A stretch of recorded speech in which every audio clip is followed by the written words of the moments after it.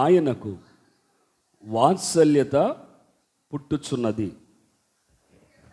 నీవెంతైనా నమ్మదగిన వాడవు.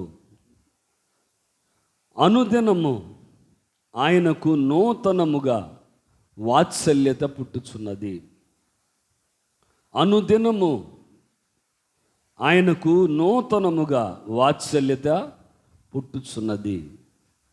నీవెంతైనా నమ్మదగిన దేవుడు.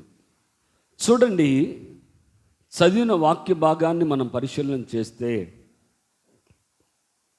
ఈ వాక్య భాగము దేవుని యొక్క ఔన్నత్యాన్ని, దేవుని యొక్క మహిమ ప్రభావాలను, ఆయన ఏమై ఉన్నారో, ఆయన ఎలాంటి స్వభావము గలవారో ఇక్కడ మనకు తెలియజేస్తుంది. ఈ విలాప వాక్యముల గ్రంథాన్ని ఇర్మియా ప్రవక్త రాశాడు. ఇర్మియా ప్రవక్త ఈ ఒక విలాప వాక్యములు గ్రంథాన్ని వ్రాసాడు. విలాప వాక్యములు అనగా ఏడ్పుతో కూడిన మాటలు ఈ గ్రంథంలో ఉంటాయి. ఏడ్పునకు మించిన విలాపం. ఆ విలాప వాక్యములలో ఒక మాట చెప్తున్నాడు. ఆయన అంటున్నాడు, అనుదినము నూతనముగా ఆయనకు వాత్సల్యత పుట్టుచున్నది. నీవెంతైనా నమ్మదగిన దేవుడు. ఏ సందర్భంలో ఈ ప్రవక్త, ఈ ఇర్మియా గారు ఏ సందర్భంలో ఈ మాట చెప్తున్నారు? నీవెంతైనా నమ్మదగిన దేవుడవు అని చెప్పి ఏ సందర్భంలో ఈ మాట చెప్తున్నాడంటే, ఆయన జీవితంలో ఎన్నో శ్రమలు, ఎన్నో కష్టాలు, ఎన్నో బాధలు, ఇరుకులు, ఇబ్బందులు కలిగిన స్థితిలో అతడు ఉన్నాడు. అతడు ఎలాంటి పరిస్థితిలో ఉన్నాడంటే, చూడండి ఒకసారి దేవుని వాక్యంలో నుండి 18వ వచనాన్ని ఒకసారి చదువు. 17వ వచనం నుండి, నెమ్మది నాకు బహుదూరముగా ఉన్నది, బహుదూరముగా చేసి ఉన్నాడు. మేలు ఎట్టిదో నేను మరిచిపోయాను. ఏంటండి? మేలు ఎట్టిదో నేను మరచి ఉన్నాను. నాకు బలము ఉడికెనని అనుకొంటిని, యెహోవా యందు నాకిక ఆశలు లేవని అనుకోండి. ఎలాంటి పరిస్థితిలో ఉన్నాడు? నెమ్మది లేని స్థితిలో ఉన్నాడు. ఎలాంటి స్థితిలో ఉన్నాడండి? నెమ్మది బహు దూరముగా ఉంది. నెమ్మది అనేది జీవితంలో కనపడద్దేమో అని చెప్పి ఆలోచిస్తుంటే నెమ్మది ఎక్కడ కానరాట్లా. నెమ్మది అనేది బహు దూరముగా ఉంది. మేలన్నది అతడు మర్చిపోయాడు. జీవితంలోకి మేలు జరుగుద్ది అనటానికి ఏమండి ఎక్కడ గుర్తు అనేది లేదు. మేలు అనేది అతని జీవితంలో మేలు ఎట్లా ఉండదో అది మర్చిపోయాడంట. అలాంటి పరిస్థితిలో ఈ యొక్క వ్యక్తి ఉన్నారు. ఆయన అంటున్నాడు, నాకు బలము ఉడికిపోయింది, ఇక దేవుని యందు నాకు ఆశ లేదు. దేవుడు నా జీవితంలో ఒక అద్భుతం చేస్తాడన్న ఆశ నాకు లేదు. దేవుడు నా జీవితాన్ని ఉద్ధరిస్తాడు, దేవుడు నా బ్రతుకును ఉద్ధరిస్తాడు అన్న ఆశ నాకు లేదు. ఆశ నాకు దూరం అయిపోయింది. ఇక్కడ చెప్తున్నాడు, మేలు అనేది నాకు ఎట్టిదో మరిచిపోయాను, నా బలము ఉడికిపోయింది, దేవుని యందు ఆశలు నాకు లేవనుకున్నాను. నా శ్రమ, నేను అనుభవిస్తున్న నా శ్రమను, నా దురవస్థను, నేను తాగిన మాచపత్రిని నేను జ్ఞాపకము చేసుకున్నాను. ఎడతెగ నా ఆత్మ వాటిని జ్ఞాపకము చేసుకుని నాలో కృంగి ఉన్నది. ఎలాంటి పరిస్థితులు ఉన్నాడండి? అతడు అనుభవిస్తున్న దురవస్థ, అతడు అనుభవిస్తున్న చేదు, మాచపత్రి చేదు అతడు జ్ఞాపకం చేసుకుంటున్నప్పుడు ఇక జీవితం, ఇక ఆశలు అనేవి కనపట్ల. అతని జీవితంలో అనుభవిస్తున్న ఆ చేదైన అనుభవం, అతని జీవితంలో అనుభవిస్తున్న ఆ చేదైన పరిస్థితులు, అతడు ఆలోచిస్తున్నప్పుడు ఇక ఆశ లేదు, జీవితం మీద ఆశ అనేది కోల్పోయిన స్థితిలో ఉన్నాడు. అవునండి, ఒక్కోసారి కొన్ని విషయాలు కొన్ని మన జీవితాల్లో ఏర్పడే పరిస్థితులు ఎలా ఉంటాయంటే చేదైన అనుభవాలు, చేదైన పరిస్థితులు, చేదైన అనుభవాలు, ఒకవేళ మన జీవితంలోకి వచ్చిన పరిస్థితులు ఎలా ఉంటాయంటే చేదైన అనుభవాలు. అది ఎలా ఉంటుందంటే వర్ణించలేని చేదైన అనుభవాలు. అలాంటి పరిస్థితులు గుండా వెళుతున్న ఈ భక్తుడు అంటున్నాడు, ఇక నాకు ఆశ లేదనుకున్నా, ఇక నా జీవితంలో నేను మేలు చూస్తానన్న ఆశ నాకు లేదు. నా జీవితం ఈ చేదైన అనుభవంలో నుండి ఒక మధురమైన అనుభూతి పొందుతానన్న ఆశ నాకు లేదు. ఈ చేదైన అనుభవం నుండి విడుదల పొంది ఒక మధురమైన అనుభవంలోకి వెళతాను అన్న ఆశ నాలో ఇక లేదు అని చెప్పి అతడు అనుకుంటున్నాడు. అవునండి, కొంతమంది జీవితాలు ఇలాగే ఉంటాయి. కొంతమంది జీవితాల్లో ఎప్పుడు చూసినా చేదైన అనుభవాలు, చేదైన పరిస్థితులు, ఎక్కడ చూసినా ఎటు చూసినా ఎడారులు, ఎటు చూసినా ఎండమాములుగా బ్రతుకులు కనపడతాయి.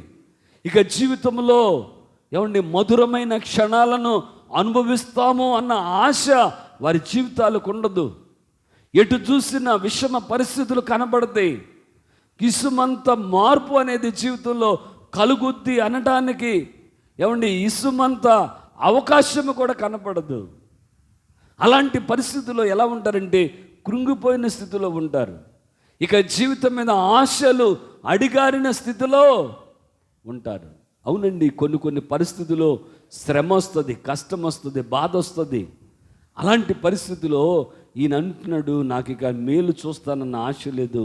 నేను తాగిన మాసపత్రిని, నేను అనుభవించిన ఆ చేదైన దురవస్థను నేను జ్ఞాపకం చేసుకున్నప్పుడు ఇక్కడ దేవుని యందు కూడా నాకు ఆశలు లేవు అన్నట్లుగా నా జీవితాన్ని నడుపుతున్నాను. అలాంటప్పుడు అతడు చేసిన పని ఏంటంటే ఇలాంటి పరిస్థితి అతని జీవితంలో ఏలుబడైనప్పుడు చేదైన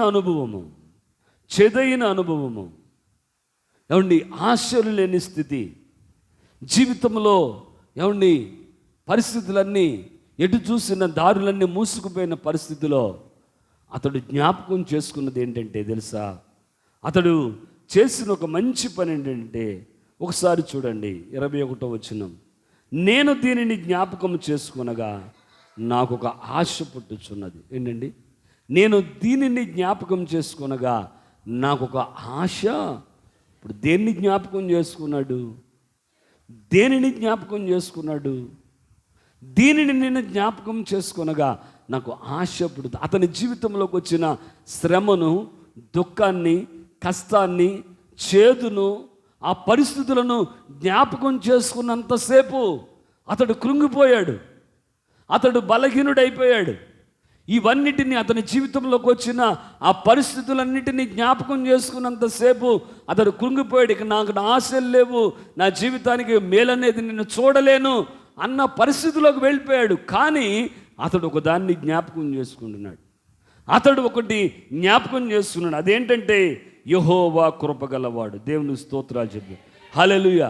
అతడు జ్ఞాపకం చేసుకున్నది ఏంటంటే దేవుడు కృపగలవాడు, ఆయన కృప చూపక మానడు. అతడు అలాంటి విషమ పరిస్థితుల్లో, అతడి కలవరాల మధ్య, కన్నీరే అన్నపానాలైన ఆ పరిస్థితిలో ఇర్మియా భక్తుడు జ్ఞాపకం చేసుకున్నది ఏంటో తెలుసా? తన బంధువుల్ని జ్ఞాపకం చేసుకోలా, తనకు సహాయం చేసేవారిని జ్ఞాపకం చేసుకోలా.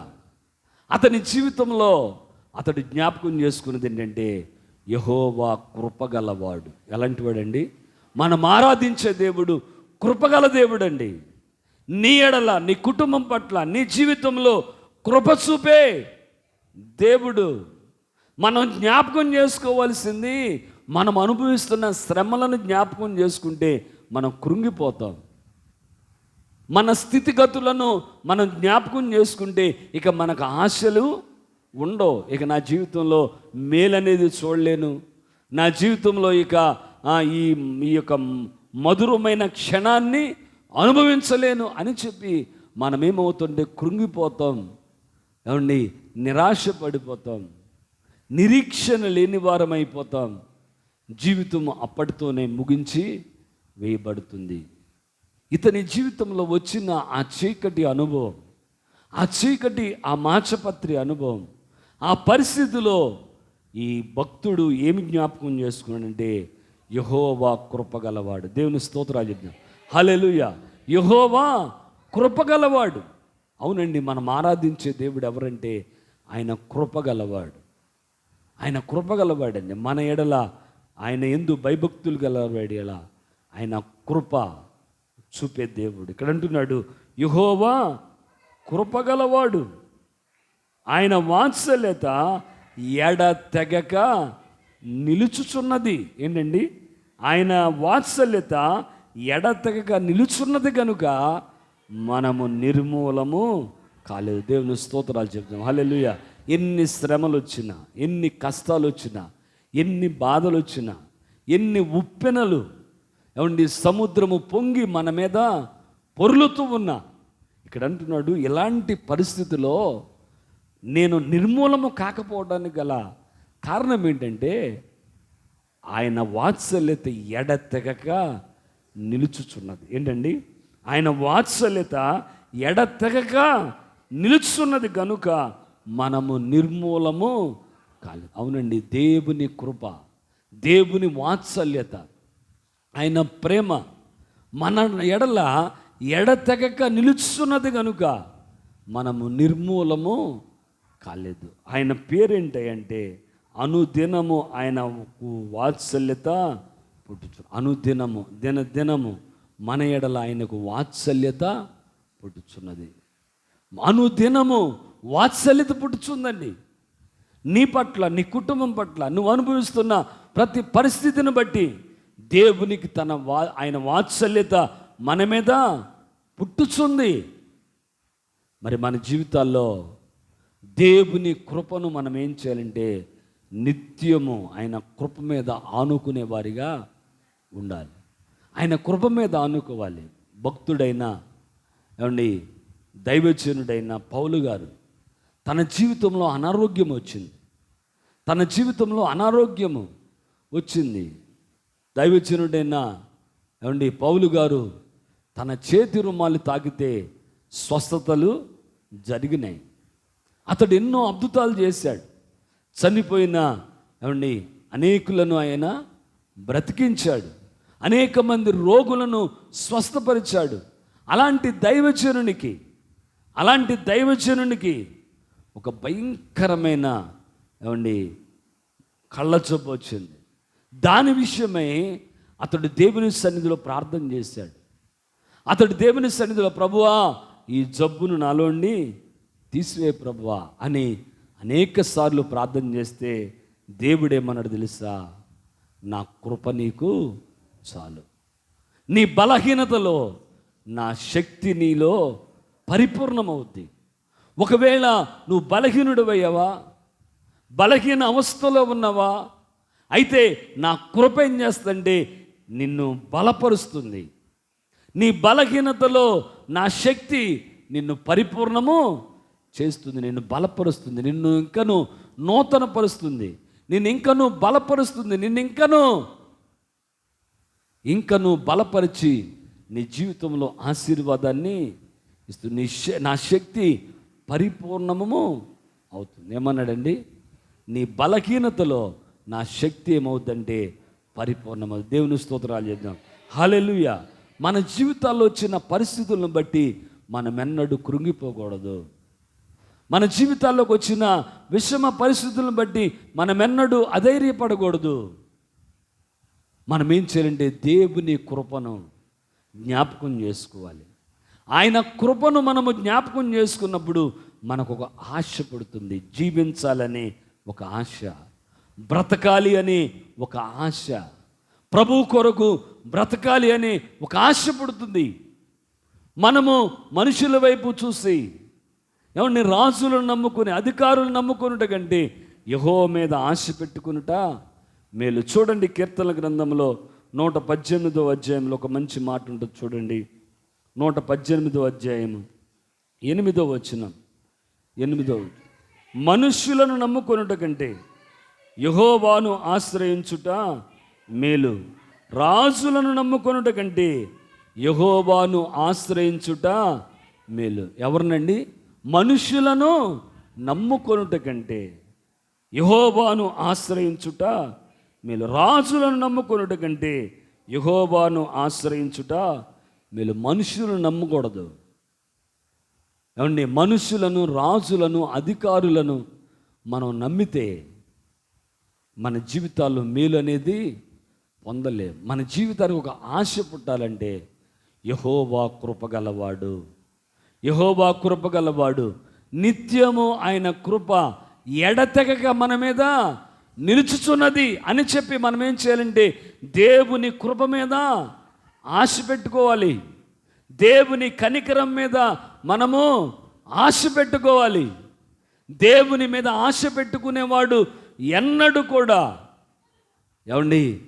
ఎన్నడూ అతడు ఓడిపోయేవాడిగా ఉండడు. మన బలం మీద, మన శక్తి మీద, మన జ్ఞానం మీద, మనకున్న నైపుణ్యతల మీద మనం ఆశ పెట్టుకుంటే ఏదో ఒక సమయంలో ఓడిపోవలసిన పరిస్థితి వస్తుంది. ఇక్కడ భక్తుడు అంటున్నాడు, యెహోవా నేను ఒకటి జ్ఞాపకం చేసుకున్నా, అదేంటంటే యెహోవా కృపగలవాడు. ఆయన ఏమంటున్నాడండి?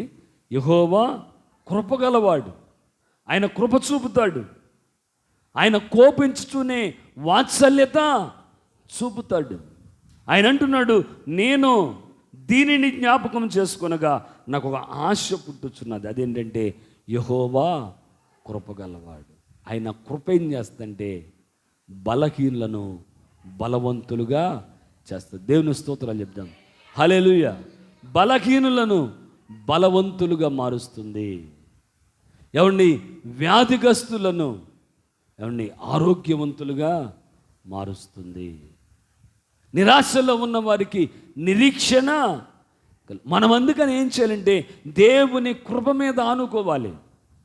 దేవుని కృపను మనము జ్ఞాపకము చేసుకుని ఆయన కృప నిరంతరము నాతో ఉంటుందని వాక్యము సెలవిస్తుంది. దేవా, ఈ సమస్య నుండి విడుదల పొందడానికి నీ కృప నా ఎడల కుమ్మరించండి అయ్యా అని చెప్పి దేవునిని మనము ఆయన కృపను ఆయన ఎలాంటి వాడో మనం జ్ఞాపకం చేసుకోవాలండి. దేవుని మహిమ ఎంత గొప్పదో మనం ఇప్పటికప్పుడే జ్ఞాపకము చేసుకునే వారిగా ఉండాలి. ఇక్కడ అంటున్నాడు, యెహోవా కృప గలవాడు, ఆయన వాత్సల్యత ఎడతెగక నిలుచుతున్నది కనుక మనము నిర్మూలము కాల. ఆయన వాత్సల్యత ఎడతెగక నిలుచుతున్నది. ప్రతి క్షణము అనుక్షణము ఆయన వాత్సల్యత మనపైన నిలుస్తుంది కనుక మనము నిర్మూలము కాలేదు. అవునండి, ఎన్నో సమస్యలు వచ్చిన, ఎన్నో అనారోగ్య పరిస్థితులు వచ్చిన, ఎన్నో శోధనలు, ప్రతి శోధన, ప్రతి సమస్య, ప్రతి వేదన, ఇవన్నీ ఏం చేస్తాయంటే మనల్ని కృంగజేసేస్తాయి. మనల్ని ఈ భూమి మీద లేకుండా చేయాలని అపవాది యొక్క ఆలోచన. అలాంటి సమయంలో మనం ఆ సమస్యలనే జ్ఞాపకం చేసుకుంటూ, ఆ అనారోగ్యాలనే జ్ఞాపకం చేసుకుంటూ, వచ్చిన పరిస్థితుల్ని జ్ఞాపకం చేసుకుంటూ ఉంటే మనం ఏమవుతుంటే కృంగిపోతాం. ఇక మన జీవితం మీద ఆశ కోల్పోతాం. నేను చచ్చినా బాగుండు అనుకుంటాం. ఏమంటామండి? నేను చచ్చినా బాగుండు. ఒకరోజు శారమ్మ గారు కూడా ఇట్లాగా అంది. శారమ్మ కూడా, అబ్రహాము భార్య అయిన శారమ్మ కూడా అంది, నేను చస్తే మేలని. దేవుని కృప మీద ఆనుకోలామే. తన బలం మీద, తన జ్ఞానం మీద ఆనుకునేటప్పటికీ ఆమెలో నిరాశ వచ్చేసింది. అవునండి, ఎవరైతే దేవుని కృప మీద ఆనుకోకుండా తమ బలం మీద, తన జ్ఞానం మీద, తన ఆలోచన మీద, తమ శక్తి సామర్థ్యాల మీద ఎవరైతే ఆశ పెట్టుకుంటారో వారి జీవితాల్లో, వారి జీవితాన్ని బట్టి వారికి ఆశలు ఉండవు, ఆశ కోల్పోతారు. కానీ మన జీవితాల్లో మనం ఏమై ఉండాలంటే దేవుని కృప మీద ఆనుకోవాలి. దేవా, నీ కృప ఎంతో గొప్పది. ఇక్కడ అంటున్నాడు, యెహోవా కృప గలవాడు, ఆయన వాత్సల్యత ఎడతెగక నిలుస్తున్నది కనుక మనము నిర్మూలం. అక్కడ ఆయన అంటున్నాడు, ఎడతెగక ఆయన కృప, ఆయన వాత్సల్యత నా మీద నిలుచున్నది కనుక ఇన్ని శ్రమల్లో, ఇన్ని కష్టాల్లో, ఇన్ని వేదనకరమైన పరిస్థితుల్లో నేను నిర్మూలము కాలేదు. దేవుని స్తోత్రాలు చేద్దాం. హల్లెలూయా. అంతేకాకుండా ఆయన అంటున్నాడు 23వ వచనం, అనుదినము నూతనముగా ఆయనకు వాత్సల్యత పుట్టుచున్నది. నీవెంతైనా నమ్మదగిన దేవుడు. ఎంత మంచి మాట అన్నాడండి. ఆయన కృపగలవాడు. మన దేవుడు ఎవరండి? కృపగలవాడు. కృప చూపుతాడు. ఆయన ఒక వ్యక్తి పట్ల కృప చూపితే, ఏమండి, మరియమ్మ గారు అంటది, ఈ దీనురాని ఎడల, యేసు ప్రభు వారి తల్లి గారైన మరియమ్మ గారు అంటారు, ఈ దీనురాలి ఎడల ఆయన కృప చూపాడు. ఈ దీనురాలి దేన స్థితిని ఆయన కటాక్షించాడు. కనుక అందరి చేత నేను ధన్యురాలనుగా మార్చబడ్డాను. ఎంతోమంది నాకంటే భక్తిపరులు ఉన్నారు, నాకంటే ఎంతోమంది యోగ్యులు ఉన్నారు. అయినప్పటికీ ఆయన ఈ దీనురాలి దీనస్థితిని కటాక్షించాడు, కృప చూపాడు. నా ఎడల నా దేవుడు కృప చూపాడు. అదే అంటాడు దేవదూత వచ్చి, మరి దయాప్రాప్తురాలా, నీకు శుభము, దేవుని వలన నీవు కృప పొందితివి. ఏం పొందింది?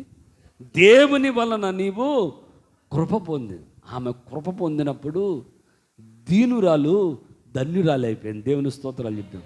దేవుని కృప పొందితే ఒక దీనురాలు, ఎవ్వరికి తెలియదు. ఆవిడే మరియమ్మ గారు ఎవరికి తెలియదు. ఎక్కడో నజరేతులో పెరిగింది. ఒకటి చీకటి ప్రాంతమైన నజరేతులో ఆమె పుట్టింది, పెరిగింది. ఆమె పేరు తెలియదు, ఆమె ఊరు తెలియదు. కానీ ఆమె దేవుని కృప పొందిన తర్వాత దీనురాలు ధన్యురాలుగా మార్చబడింది. అవునండి, ఆయన కృప గొప్పది. ఆయన కృప ఎడతెగక, ఆయన కృప గలవాడు. ఆయన కృప నీ మీద నిలిపితే ఒక దీనురాలువైన నీవు ధన్యురాలుగా మారిపోతావు. అనారోగ్యముతో ఉన్న నీవు ఆరోగ్యముతో మారిపోతావు. ఏమంటే హన్న దేవుని సన్నిధిలో దేవుని కృప కొరకు వేడుకుని ప్రార్థన చేసినప్పుడు దేవుని కృప ద్వారా హన్న గొడ్రాలు ఏమైందో తెలుసా? 10 మందికి తల్లిగా మారిపోయింది. గొడ్రాలు అనేకులకు ఆశీర్వాదకరమైన తల్లిగా. ఆయన కృప అంత గొప్పదండి. అందుకని మనం శ్రమ అనుభవిస్తున్నప్పుడు, కష్టాల్లో ఉన్నప్పుడు, బాధల్లో ఉన్నప్పుడు మనము మన శ్రమలను జ్ఞాపకం చేసుకుంటే, మనం అనుభవిస్తున్న ఆ చేదును, ఆ మాసపత్రిని, ఆ పరిస్థితులను జ్ఞాపకం చేసుకుంటే, అనారోగ్యాన్ని జ్ఞాపకం చేసుకుంటే మనమేమవుతుంటే కృంగిపోతాం. ఇక ఈ అనారోగ్యం నుండి విడుదల పొందుతామన్న ఆశ మనకు ఉండదు. ఈ సమస్య నుండి బయటకు వస్తామన్న ఆశలు మనకు ఉండవు. కానీ మనమేమి జ్ఞాపకం చేస్తాం? యెహోవా కృపగలవాడు. ఆయన కృపగలవాడు. నా భర్తను బాగు చేస్తాడు, నా బిడ్డల దీనస్థితిని కరుణిస్తాడు, నాలో ఉన్న అనారోగ్యాన్ని ఆయన బాగు చేస్తాడు. ఆయన వాత్సల్యతను బట్టి నా జీవితంలో ఒక కార్యం చేస్తాడు అని చెప్పి నిత్యము ఆయన కృపను మనం జ్ఞాపకం చేసుకుంటే మన జీవితాల్లో మనం ఎన్నడూ ఓడిపోమండి, ఎన్నడూ ఓడిపోం. ఇక్కడ అంటున్నాడు ఆయన కృప, ఆయన ఆయన ఆయన గురించి అంటున్నాడు ఆయన కృపగలవాడు. అంతేకాకుండా రెండవ మాట అంటున్నాడు ఆయన ఎంతైనా నమ్మదగినవాడు. మనం ఆరాధించే దేవుడు ఎలాంటి వాడు అంటే ఆయన ఎంతైనా నమ్మదగిన దేవుడు అండి, నమ్మదగిన వాడు ఆయన. బైబిల్ గ్రంథంలో చూడండి ఒకసారి, తిమోతికి రాసిన 2వ పత్రిక, తిమోతికి పరిశుద్ధుడైన పౌలు గారు తిమోతికి రాసిన 2వ పత్రిక 2వ అధ్యాయం 13వ వచనం, మనము నమ్మదగిన వారిగా వారమైనను ఆయన నమ్మదగిన వాడుగా. మనమెవరో నమ్మదగిన వాళ్ళం. మనలో నమ్మకత్వం లేదు. దేవుడికి రోజు ఒక మాట ఇస్తాం, రేపు తప్పిపోతాం. దేవుడికి రోజు ఒక మాట ఇస్తాం, ప్రభువా నీకు సాక్షిగా బ్రతుకుతానయ్యా, ఇదిగో ఈ యొక్క సీరియల్ చూడకుండా ఉంటా, సినిమాలు చూడకుండా ఉంటా, ఇదిగో ప్రభువా భక్తిలో నడుస్తా, పరిశుద్ధతలో బ్రతుకుతా, నమ్మకముగా దశమ భాగాన్ని నీకు అప్పగిస్తా, దేవా నమ్మకమైన జీవితాన్ని జీవిస్తా అని చెప్పి దేవుని సన్నిధిలో ఎన్నో ఏమండి, వాగ్దానాలు చేస్తాం, కానీ చేసిన వాగ్దానంలో ఒకటి కూడా తప్పుకోకుండా ఎంతమంది జీవిస్తున్నారు? మాటలో తప్పిపోతాం, ఏమండి, దేవునికి ఇచ్చిన మాటలో తప్పిపోతాం. ఎన్నో నమ్మదగిన జీవితం మన జీవితం. ఇక్కడ అంటున్నాడు, మనము నమ్మదగని వారమైన ఆయన మాత్రం నమ్మదగిన దేవుడు. ఎవరండి? మనం ఆరాధించే దేవుడు ఎవరు? నమ్మదగిన వాడండి.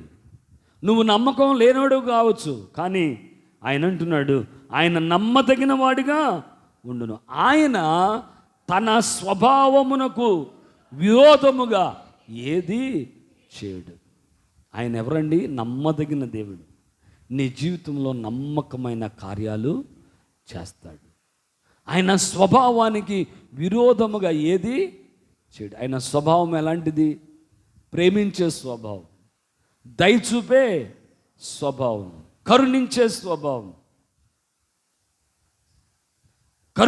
స్వభావం, రోషము కలిగిన స్వభావం, ప్రేమించే స్వభావం, దయచూపే స్వభావం, కృప చూపే స్వభావం, రోషము కలిగిన స్వభావం. పాపాన్ని చూసి ఏమాత్రం ఆయన రాజీ పడేవాడు కాడు. నీలో పాపం ఉందనుకో, రాజీ పడ్డడో, రోషము పూనుతాడు. ఆయన స్వభావానికి విరుద్ధముగా ఏది చెయ్యడు. ఇక్కడ అంటున్నాడు, మనము నమ్మదగిన వారమైన ఆయన నమ్మదగిన. మనం ఆరాధించే దేవుడు ఎవరంటే నమ్మదగిన దేవుడు. ఎవరండి? నమ్మదగిన దేవుడు. నమ్మకమైన కార్యాలు చేస్తాడు. ఆశ్చర్యకరమైన కార్యాలు మన జీవితంలో చేస్తాడు. కాబట్టి మనం ఆరాధించే దేవుణ్ణి మనము పరిపూర్ణముగా నమ్మాలి. పరిపూర్ణముగా నమ్మితే దేవుడు మన జీవితంలో గొప్ప కార్యం చేస్తాడండి. ఆయన ఎంత నమ్మదగిన వాడు తెలుసా? యేసు ప్రభు శిష్యులు